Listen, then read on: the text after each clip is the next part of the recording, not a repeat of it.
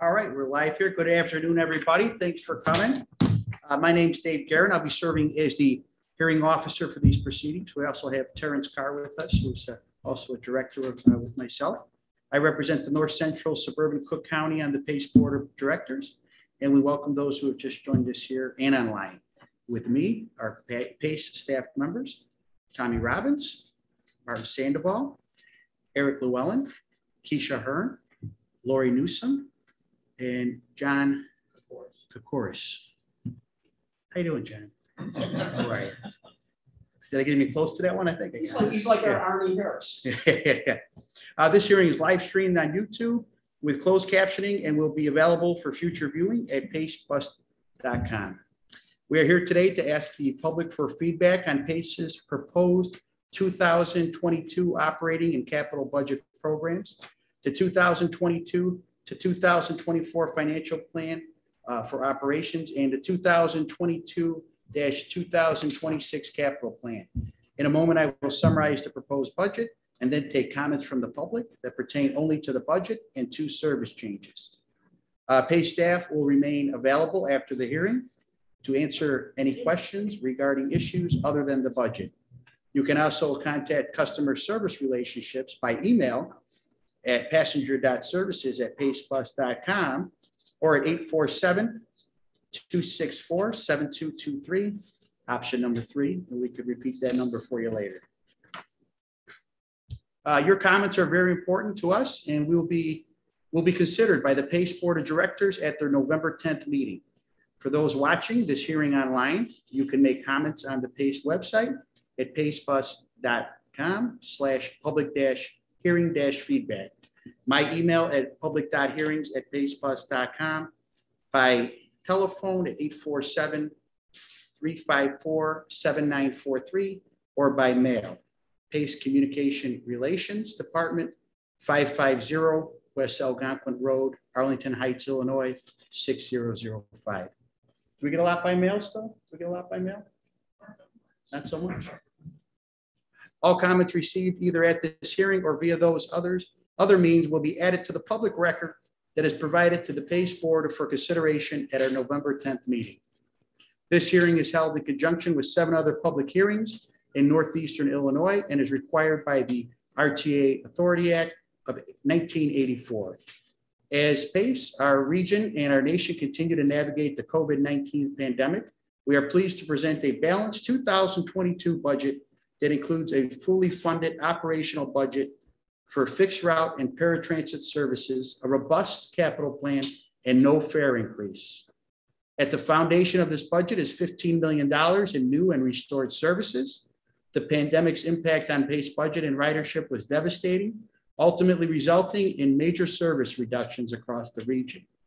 Thanks to help from local, state, and federal officials, as well as expense reductions at PACE, we are able to reverse many of the service suspensions that were implemented and even introduce new service. The largest service expansion in PACE's history will include a $7 million investment in more fixed route services, including the launch of the Dempster Pulse Line, $5 million more for regional partnerships and transportation, network companies, and $3 million more for demand responsive services, including $1 million in grants to the collar counties to expand and enhance countywide dial-a-ride programs. We will also continue to move forward with the largest infrastructure expansion in PACE's history, investing more than $3 million in capital projects that will ensure our system will serve the region for decades to come. Our new I-55 Express Garage in Plainfield and new Joliet Transit Station Center will open in the coming months. Other projects include the construction of new and expanded operating divisions in Wheeling, Elgin, Markham, new ADA transfer facility in Calumet City, and Schaumburg, renovations at the Harvey Transportation Center, Pulse Dempster Line station construction, and ADA paratransit technology enhancements. A $10 million electric bus pilot at PACE's North Division in Waukegan is the newest addition to the long list of exciting ways PACE's network will be modernized. $50 million will be spent on electric buses over the next 5 years, the largest amount of funding within our 5-year capital program for new and replacement vehicles. By the end of 2026, the bus fleet at North Division will be all electric. This is the beginning of our transition into an entirely zero-emission fleet by 2040, as laid out in our strategic vision plan, Driving Innovation, which PACE's Board of Directors adopted this fall. Driving Innovation will guide our agency as we build back better with equity and sustainability in mind. The past few years have proven how important it is to be prepared for whatever the future brings. This applies to changes in technology, energy, and the transit needs of our region. This plan will build a solid foundation that allows us to embrace those evolving factors while acting as good stewards of the taxpayer dollar. We are confident that we can achieve our goal of zero emissions while remaining safe, reliable, affordable public transportation service for those we serve. The 2022 suburban service budget of $272 million is balanced with expensive equaling available funding with no fare increases. This is achieved using federal coronavirus relief funding. Service reductions were implemented in 2020 in response to the significant ridership losses as a result of the pandemic. Due to an ongoing nationwide shortage of bus riders, PACE has restored service only on smaller number of routes in 2021, but plans additional reinstatements in 2022. Additionally, PACE is asking for feedback on the disconnection of one route, Route 602, Higgins, Salem, Cedar Crest, due to loss of ridership and funding from the Village of Schaumburg. We're also seeking comments on the continuation of the Fair Transit South Cook pilot program service improvements implemented in January 2021, which increased the hours of service and service frequency on 252 Halsted. The 2022 capital program totals $57 million primarily for rolling stock, support facilities, and equipment. In 2022, we'll use capital funds on 51 fixed routes of CNG buses, 6 fixed route electric buses and charging infrastructure to support our North Division electric bus pilot, 59 paratransit vehicles, transit signal priority, intelligent bus system equipment, and bus stop shelters and real-time bus tracker signs. The regional ADA paratransport transit operating budget is also balanced to available funding without the need for a fare increase. The paratransit budget costs associated with providing and supporting regional ADA paratransit services, as well as taxi access program in Chicago. Service delivering is contracted through private operators. Operating expenses in 2022 are projected at $225 million, and paratransit ridership is expected to recover by 12%, with PACE providing over 3.3 million trips. We now open this hearing for public comment. If you wish to speak, please fill out the card, which I think everybody did on the way in. Yes, yeah, of course. All right. So we're going to open this up. First, we'll hear from Mr. Ray Ostrowski. Please step up. Thanks for coming here. Hello, my name is Ray Ostrowski. I'm a resident of Cook County and a member of the Chicago Metro chapter of Climate Reality Project. I thank you for the opportunity to speak today. I gave comments at the Cook County virtual meeting on Friday, so I'm just going to be very brief on these. We'd like to commend PACE on its commitment to zero emission fixed route fleets by 2040 and not in ordering any more diesel fixed route buses. We're also very excited about the move for a electric bus pilot project in Waukegan. I think it's very commendable. Thank you very much. It was outstanding news when we read it. Climate Reality urges PACE to abandon the plans to purchase additional CNG buses and other CNG infrastructure. We all need to move forward expeditiously in addressing the climate crisis. The future of transportation is electric, and money spent on CNG are not sound long-term investments. Electric buses are the best financial decision for the agency. Thank you. I appreciate your time. We appreciate your comments, sir. Thank you. Mr. Scott Reed, former school teacher. I'm going to give you a lecture.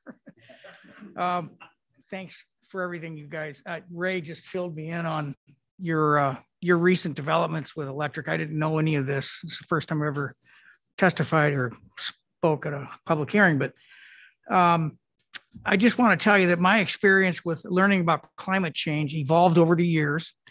And where I'm at right now is I've landed on a place where I realize we don't have choices, and it's a terrible place to be. We're headed over the waterfall, and there's only one way to go, it's to grab the tree that you have. And I think that electric buses is the only choice we really have. If you look into the climate situation, it's really dire. So I would encourage PACE, even though painful as it may be, because you've already invested in some other strategies. I would very much encourage you to take the hit and go in a direction where we're not emitting any more carbon dioxide.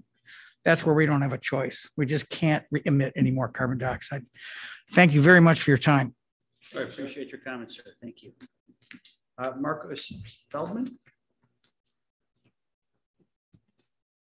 Good afternoon. Thank you for the opportunity to be here. My name is Marcos Feldman. I'm with Jobs to Move America, Illinois. I'm a senior researcher.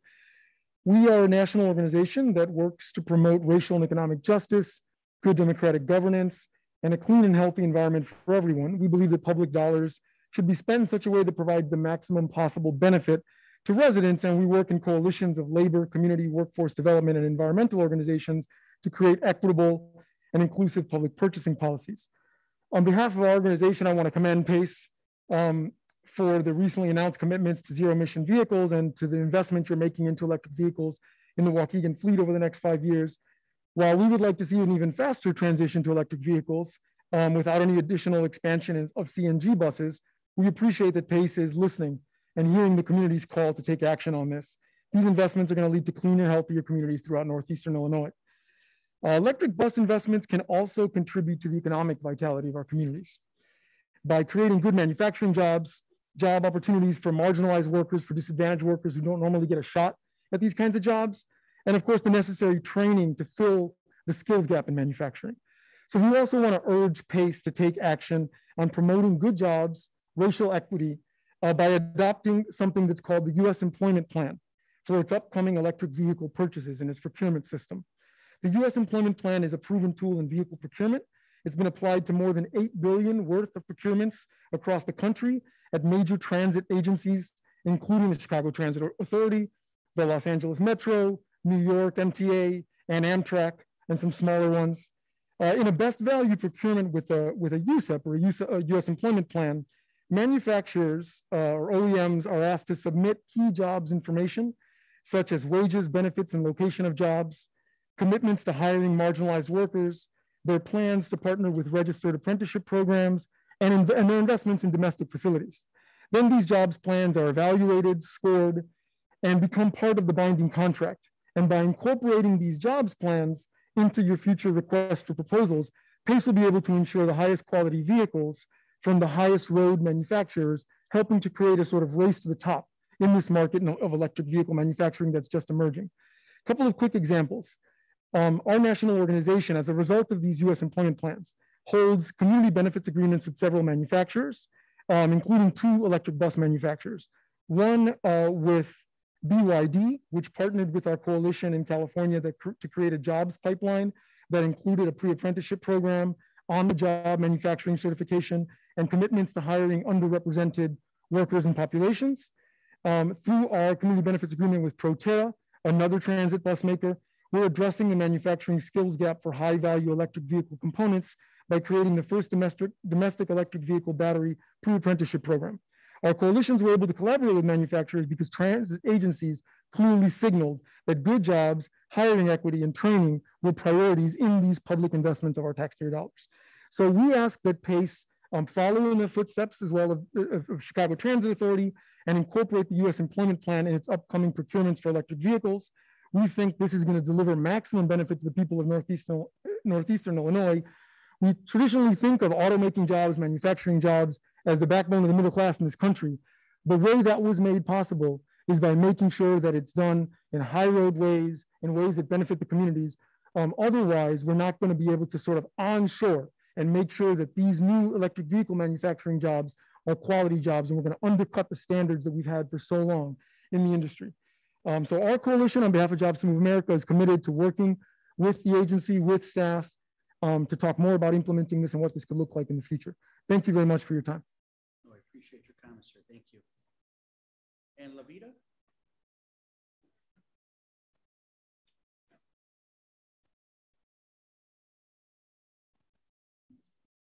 How you doing?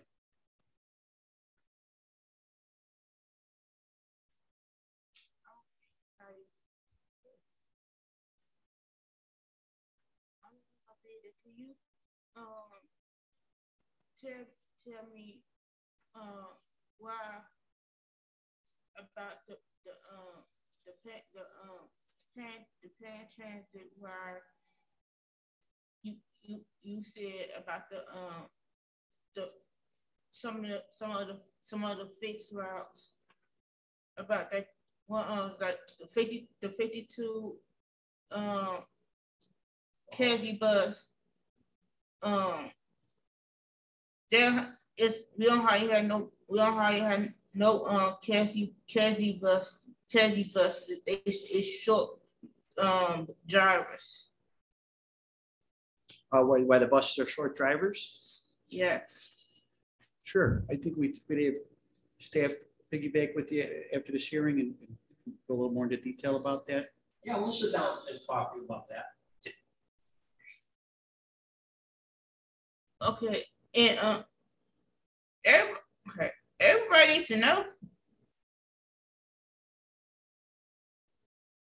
And about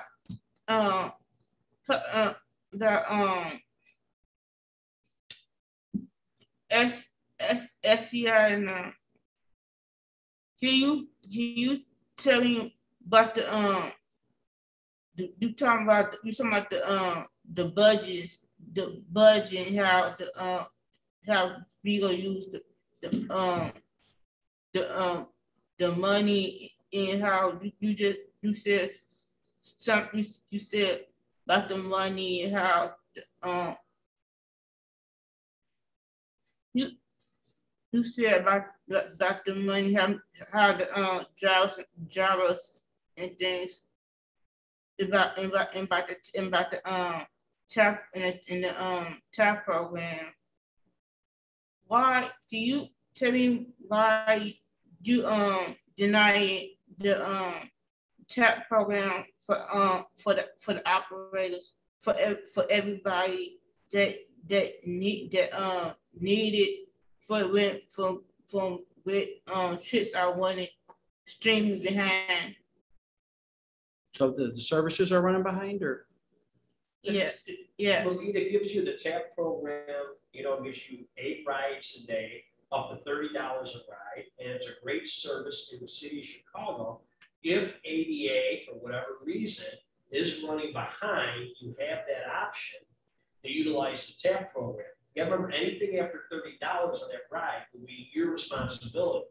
But the program has had outstanding success, and now that we made it more eligible and more money's added to it, a lot of people are taking advantage of it. I don't know if you've ever done it, but the city of Chicago, you can utilize it.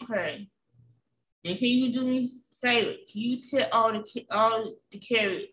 Because that's exactly because when you book when anybody with trips, they ask you about do you want a taxi?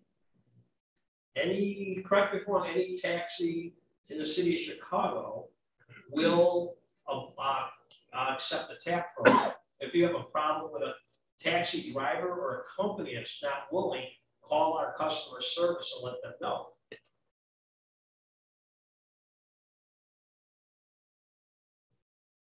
Okay.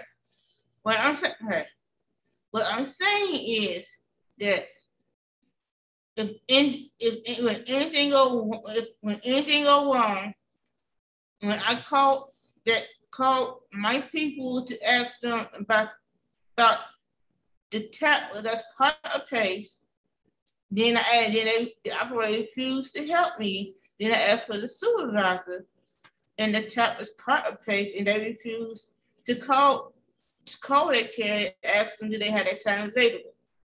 Well, what we could do is when we adjourn for a little bit, we got personnel here that you could talk to them about that and explain a little bit more what options you have. That's the situation, not accepting.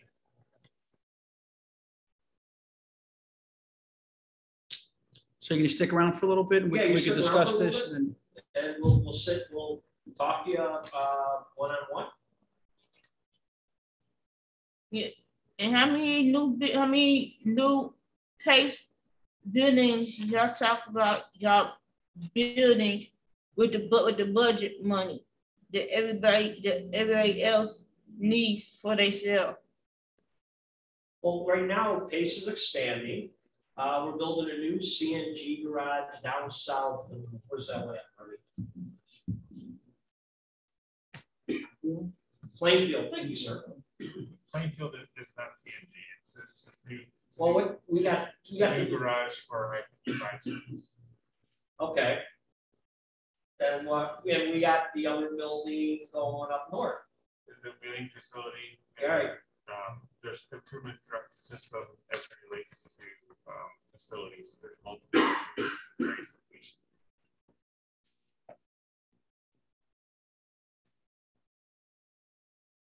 All right. Thank you. All right.